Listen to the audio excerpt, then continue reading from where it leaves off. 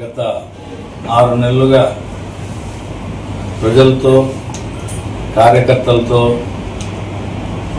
వివిధ రకాలైనటువంటి వ్యక్తులతో వాళ్ళ అభిప్రాయాలు, ఆలోచనలు, సూచనలు, సలహాలు అన్నీ విన్న తర్వాత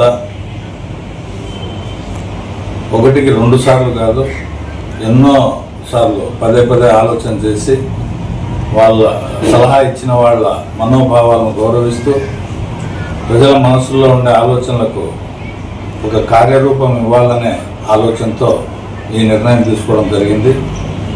త్వరలోనే మీడియా సమావేశం ఏర్పాటు చేసి మీడియా మిత్రుల ద్వారా ప్రజలందరికీ తెలియజేయడం జరుగుతుంది.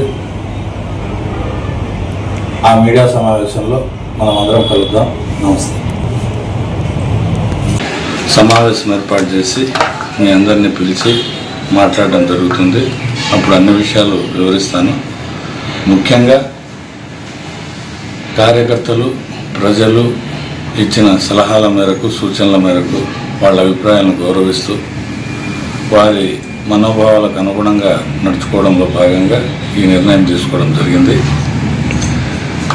భవిష్యత్తులో ప్రజాస్వామ్య పద్ధతుల్లోనే రాజకీయంగా ప్రజలకు మేలు చేసేదానికి నా చివరి క్షణం వరకు ప్రజల కోసం తోడ్పాటు అందించడానికి నేను రాజకీయాల్లో కొనసాగుతాను, ప్రజాసేవ చేస్తాను.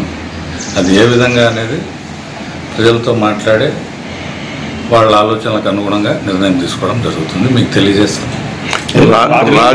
రాజీనామా లేఖను ఎవరికి పంపించినారు, ఎలా పంపించారు, ఎప్పుడు పంపించారు? ఈరోజు ఉదయం పార్టీ జాతీయ అధ్యక్షుడు పంపించాను. ఎందువల్ల తెలుగుదేశం పార్టీ రాజీనామా చేసేసాను? కూర్చొన్నప్పుడు మాట్లాడదాము.